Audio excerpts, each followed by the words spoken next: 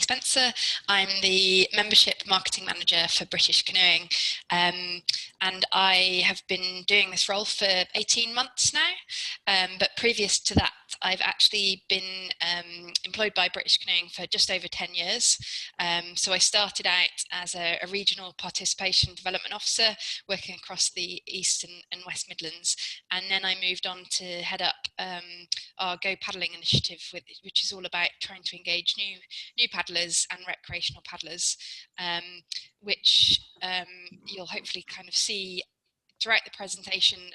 There's quite a big involvement in how we've digitalised that initiative and the impact that has had in terms of our ability to be able to grow membership.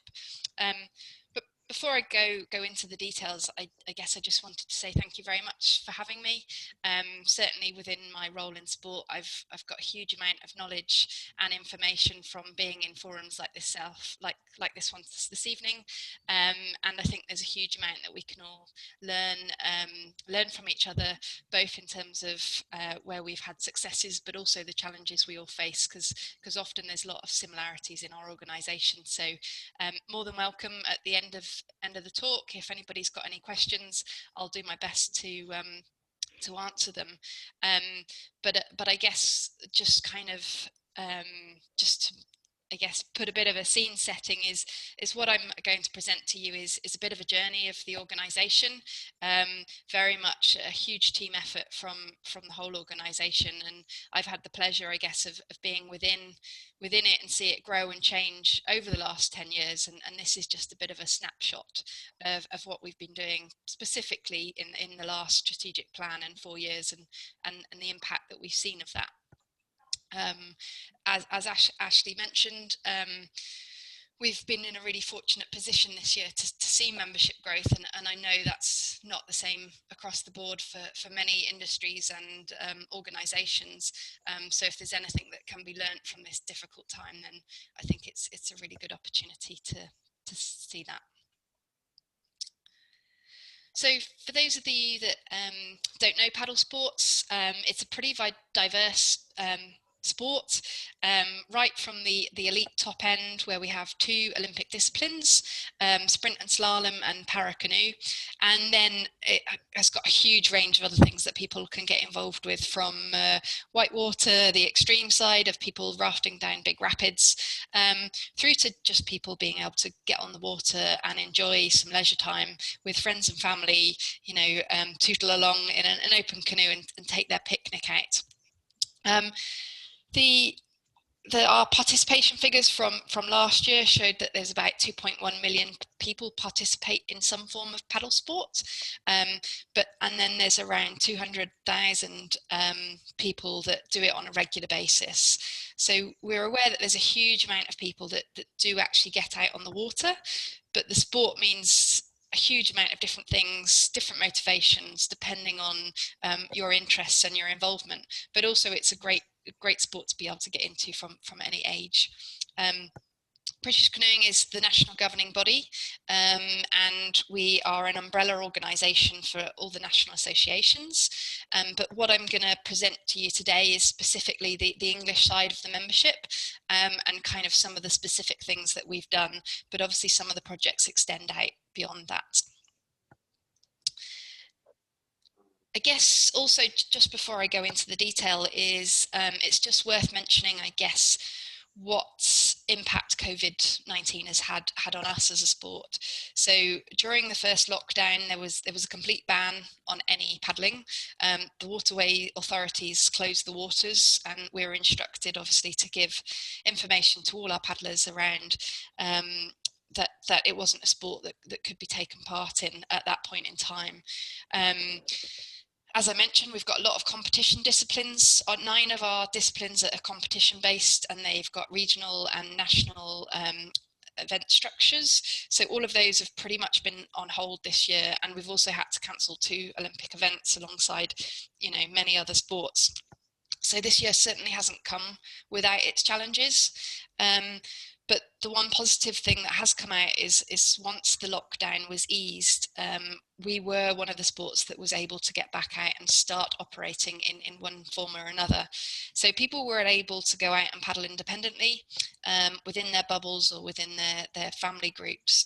And some level of club activity, not necessarily in a formal activity, but some clubs were able to open their doors and allow their members to go out and paddle in very small groups or independently. So that did put us in a really fortunate position.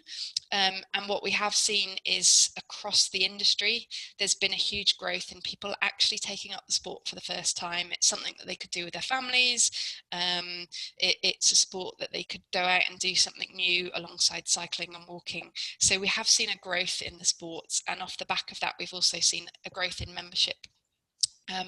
But we don't think we would be in a position to have seen a growth in membership if it wasn't for the work that we've done over the last 4 years to put us in a place that will allow us to engage with recreational paddlers. So just to give you a bit of a snapshot of our membership journey, in 2016 we had 34,000 members, and just prior to that we were actually starting to see a decline.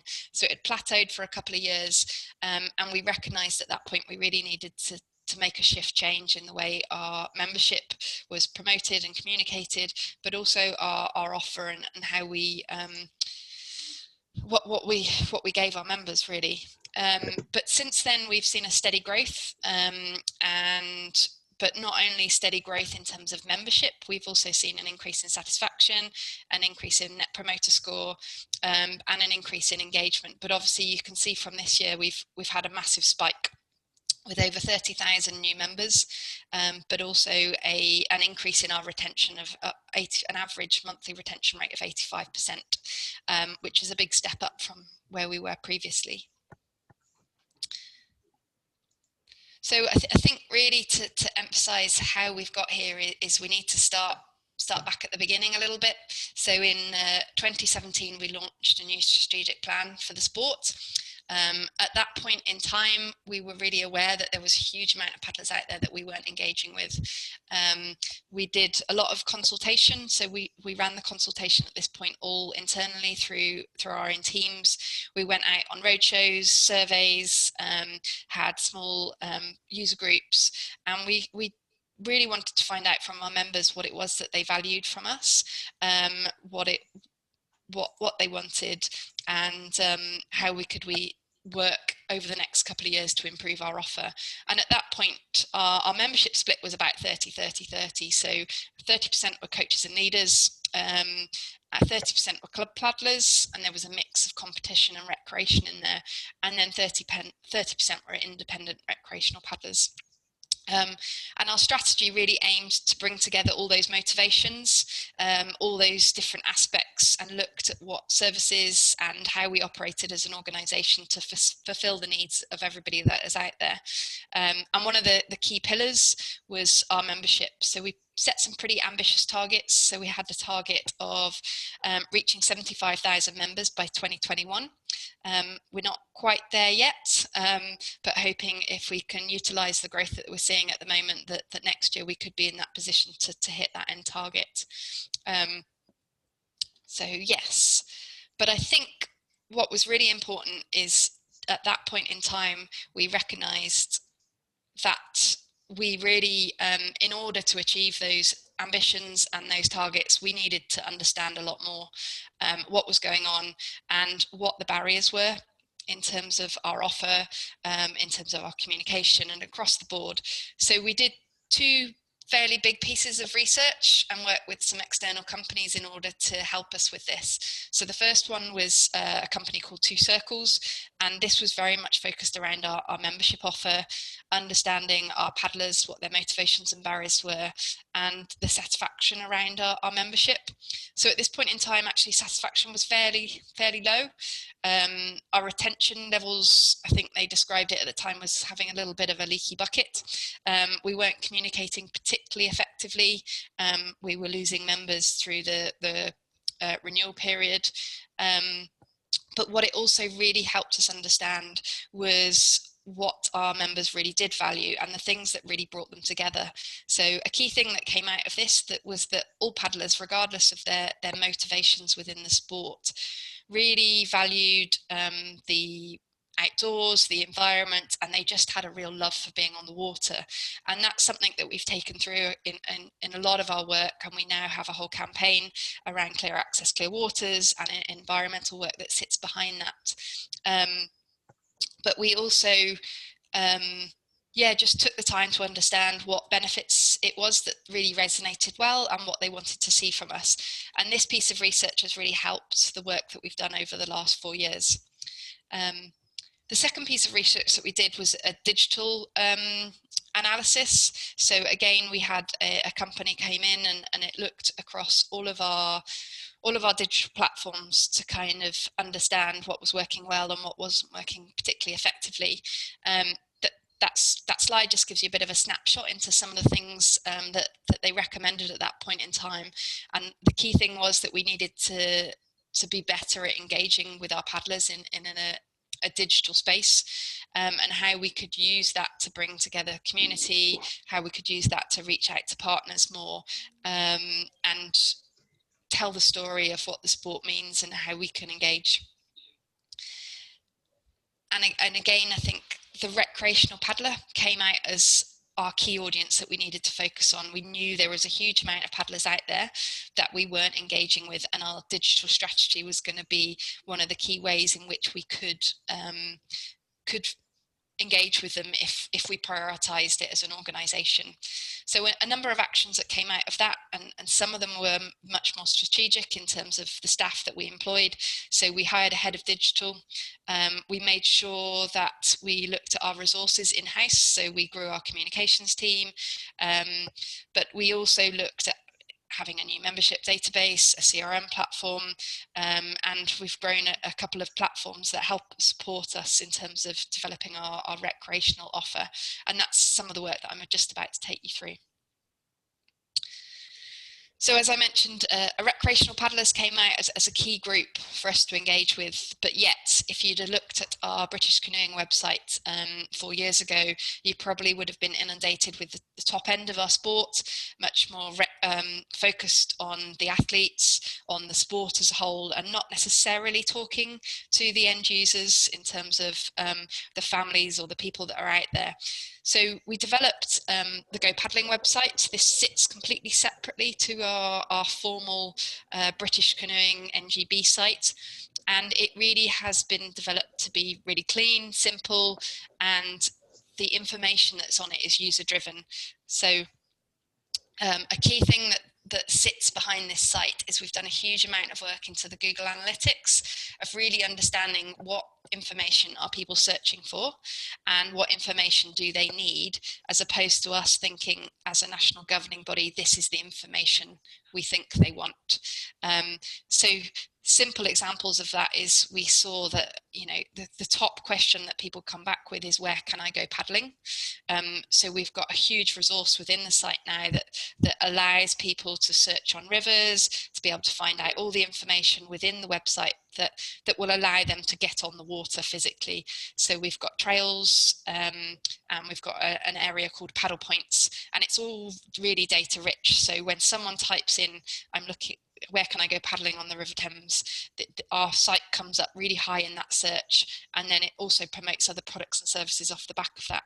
But even simple things like, what's the difference between kayaking and rowing, or can I go paddling when I'm pregnant? They're questions that maybe we wouldn't have considered, but they're questions that the people are putting into Google, and then we're popping up as the top person in the search priority. And I think just to put this into context, this year the site's had just shy of 400,000 end users, unique users visiting the site, which is it's only been live for 2 years, and last year it was around 48,000 unique users, and then this year it's grown at a phenomenal rate. And then off the back of there, we're able to embed information about waterways license and our membership. So it's transferring and it's giving us a huge amount referral rate into our membership directly, which is really positive to see. But it's very much about us making sure that we put the information that the customer needs first, as opposed to putting the information about membership first. So I guess that's a bit of a background behind our digital strategy. There's a whole number of other things that we've done, but I think that's the key one in terms of this year and how we've engaged with recreational paddlers. But I guess this is just the picture from this year. So you can see during lockdown, there was a significant drop in our membership. But then on the end of May, we had the go-ahead that people could start getting back on the water. And we saw a really dramatic spike at that point, and we weren't quite sure whether it was going to carry on or what we were going to see. But as you can see, we've had continual growth throughout the year.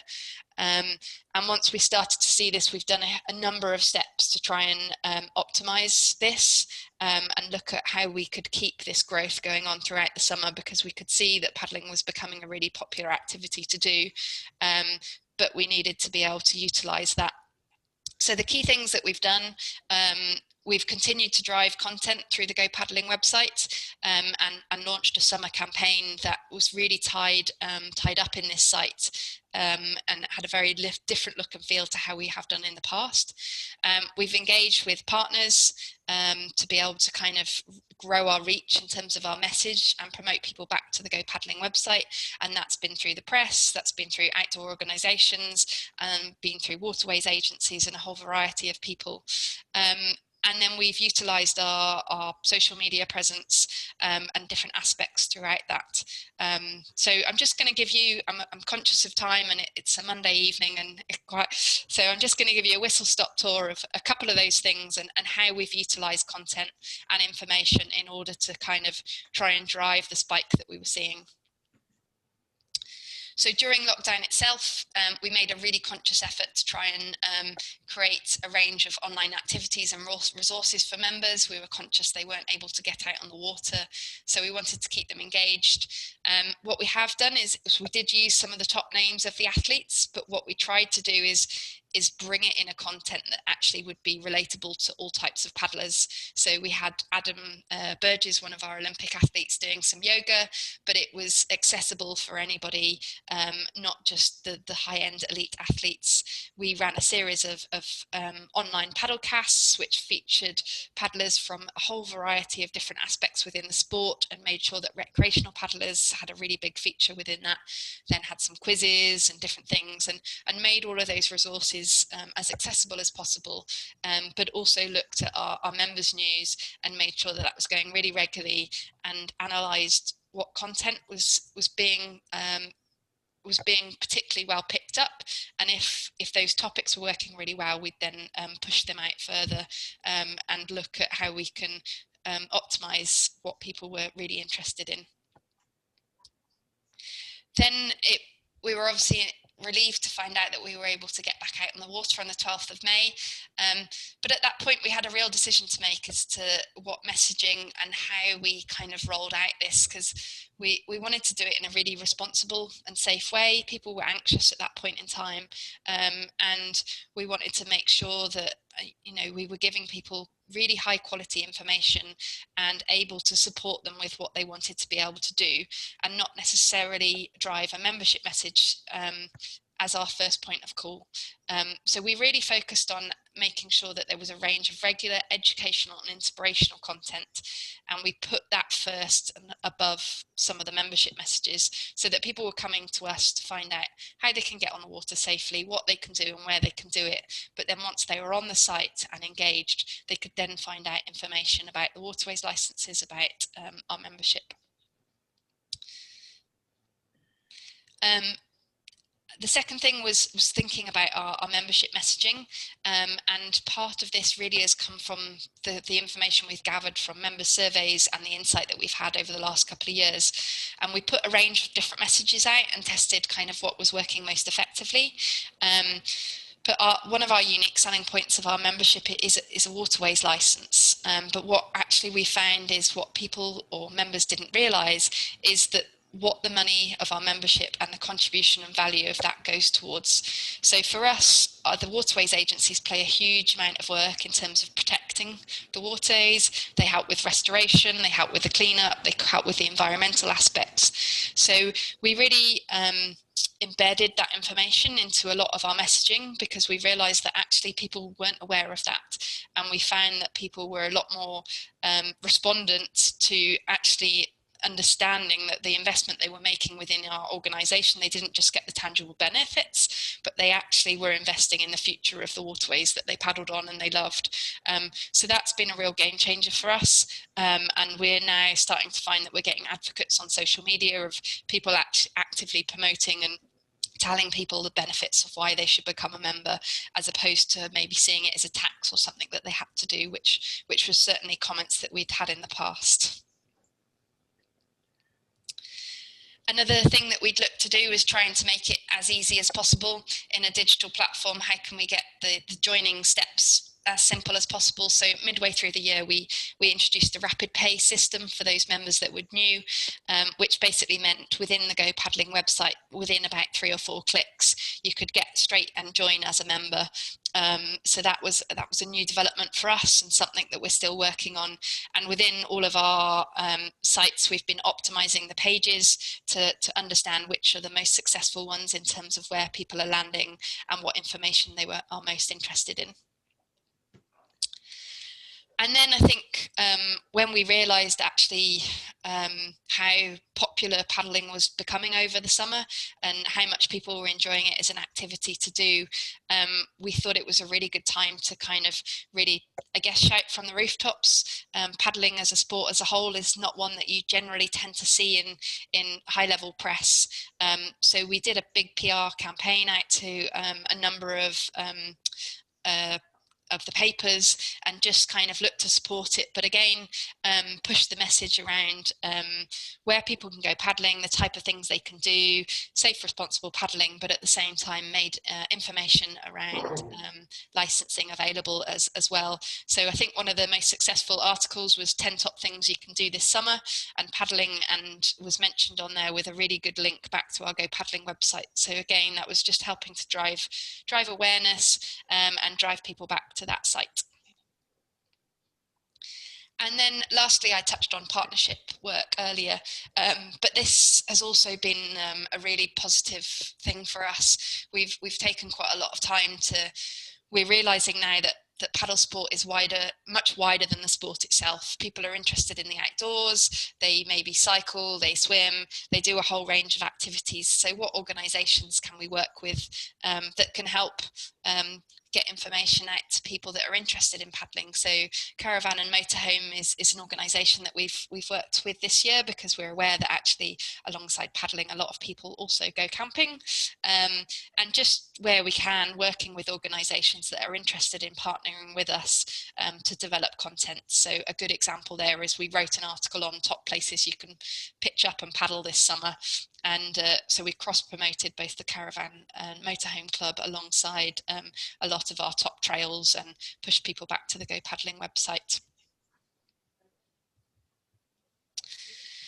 So in terms of where we are now, what we can see is I guess we're monitoring our membership a lot more. We've embedded a lot more information into I guess tracking in terms of what's working well, what's not working so successfully. And one of the questions we ask our members now is when they join is what discipline or what type of paddling they're interested in. You possibly can't see all the names along the bottom there, but the one on the left hand side is leisure and recreation, and you can see in the last 6 months just how much that area has grown. Alongside stand-up paddleboarding is also an area which has grown massively in terms of our membership and our disciplines. And if we were to look kind of 3 years ago, stand-up paddleboarding was not an activity that we would expect to see as our second highest membership base within our membership. And I think the real shift from what we've focused in terms of where and how we develop content, where our resources are focused on our digital platforms, and how we've communicated that out has been a real game changer for our organisation. and I think we hope to see this increase over the next couple of years, as we were aware there's still a huge amount of paddlers out there that we're not currently engaging with. But we're also really conscious that this has been a year where people have been trying and doing different things, and people's behaviours and patterns are perhaps different to how they normally have been. But it's just been nice that people have been able to get out and enjoy the sport as something positive during some quite challenging times. So I think one area that we've really looked to try and also tighten up on is our communications that we do to members. So we're really trying to tailor the information that they get. With the new members that we've been seeing this year, we've introduced a number of new emails. So when they join, they get a welcome message, but they get some top tips on how to get started. And then they get a series of 3 emails that come off the back of that, just to help them really in their journey, because we've learnt, you know, that a lot of these are new people to the sport. We want to support them within that journey, and we want to make sure that in 12 months time we can do everything that we can to help keep them engaged, and also have a really positive experience with our organisation, and look to renew next year.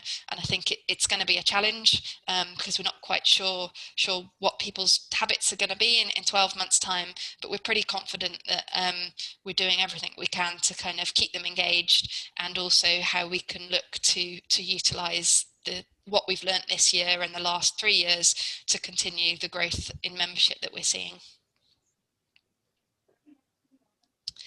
And then just lastly, I guess if there's anything that was that you found interesting in this, we've put together a 40-minute video that includes some talks from the chief exec, our head of digital, our head of business, and a few bits from myself in there. So if that's of interest, then and there's some stuff that's really resonated in this talk, then they go into some of those aspects in a lot more detail, and I hope that that's useful for you. Jenny, thank you very much. That's been a really good insight into British Canoeing's journey, and it's been there's been so much work has gone on to get you to this point. So let's see if there are any questions in the chat function.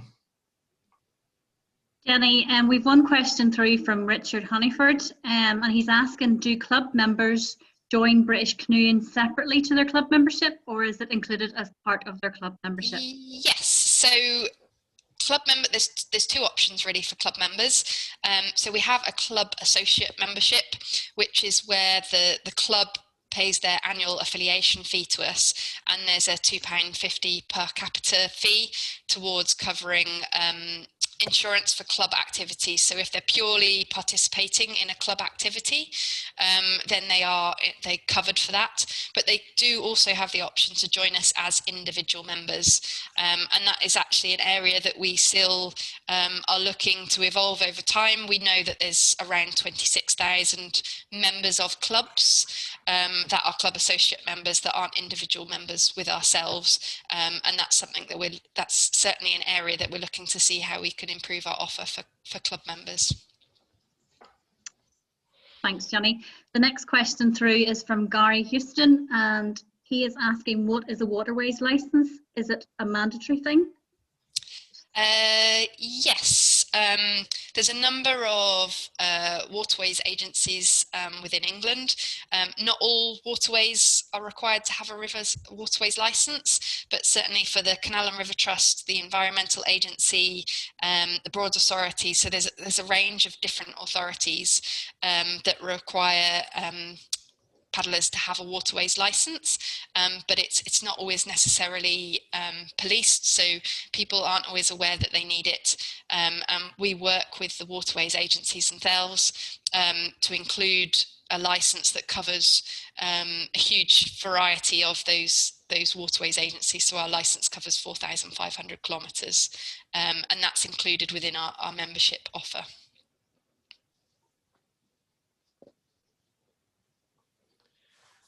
Okay, I've just, if anybody would like to ask any further questions directly to Jenny, just while we have her on board, please feel free to unmute at this stage. So Jenny, I'm going to ask you a question. So we've got, on the call tonight, we've got a a massive range of sports, both in the discipline and also in their size. So we've got governing bodies with no staff members up to one or two on tonight, with with a probably similar staff base as British Canoeing. What one piece of advice would you give to a small, either staffed or very little resource governing body, to get to know their membership? Because you've talked, a lot of the stuff you talked about tonight was insight and getting to know what people want, getting to know what they need, and then really maximizing that. So is there any advice you could give to a governing body with little to no resource in terms of marketing or that specific function? Yeah, no, that's a really good question. I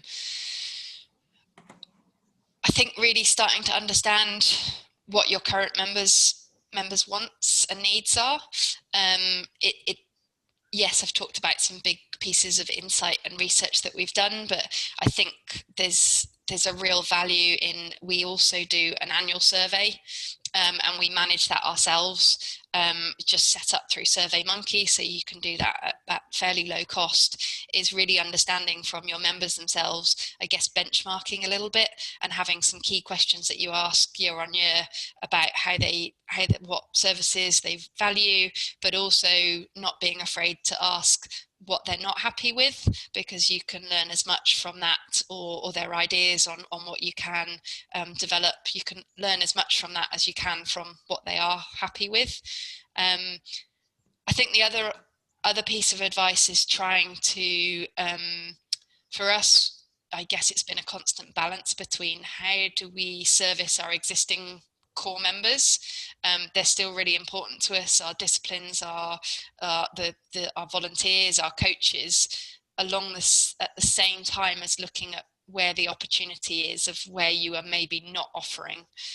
So for us, it was a real game changer in terms of putting some resource into developing a stronger offer for our recreational paddlers, and having the ability to do that has opened up a huge opportunity for us. And I think also in terms of just trying to be aware, our head of digital is very good in terms of being able to go behind the scenes and look at all the stats that are on Google, but actually we've learned a huge amount from just looking on social media in terms of what people are saying. Maybe within different paddling groups, there's a number of open groups that are out there, and just having a look what common questions are that people ask. And actually quite often we will shape an article or piece of content if we're starting to see common questions. How can we address that, and how can we, because if 10 people are asking it, there's maybe a lot more people behind the scenes that are also asking those questions. Great, thank you very much. I think we've got another question in the chat function. Yeah, Jenny, one of the questions from Richard is, do many of the new members come from indoor sporting background prior to COVID? That's a good question. We don't actually know the answer to that question at the moment. We are doing a piece of research kind of as we speak. Actually, we've got a group of forums over the next couple of weeks where we're taking different pots of our new members to kind of find out a bit more information about them. We know a huge amount of them have been families, but yeah, not entirely sure. Traditionally, the recreational paddlers tend to be more outdoor enthusiasts, but obviously this year has been different in terms of people looking for new things to do when perhaps they aren't able to do some of their normal activities. Jenny, I've got another question for you. Again, on the call tonight, big range of sports, and probably bar maybe a couple, most of them are performance-based, so competitive sports. Can you tell us a little bit about the impact that about COVID has had on the performance element of British Canoeing? So, for people who aren't aware, the performance side, slalom, does require a stadium. It does require to be in a controlled environment. So it's bound to have had an impact on slalom and sprint. So what's your stats and data told you on that? Yeah, it's a really good one, actually. It's had a huge impact in terms of the the sports being able to operate. You know, all of our events have pretty much been cancelled.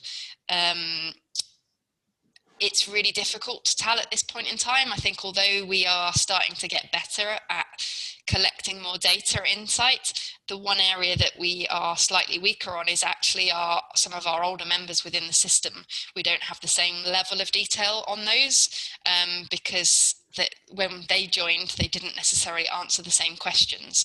I think what we are seeing is the retention levels have been really good in terms of the membership. I think the fact that people have still been able to go out and paddle, although they haven't been able to compete, we've still seen people enjoying the sport. But I think we probably won't see the impact on that until next year, really, in terms of the events and activities.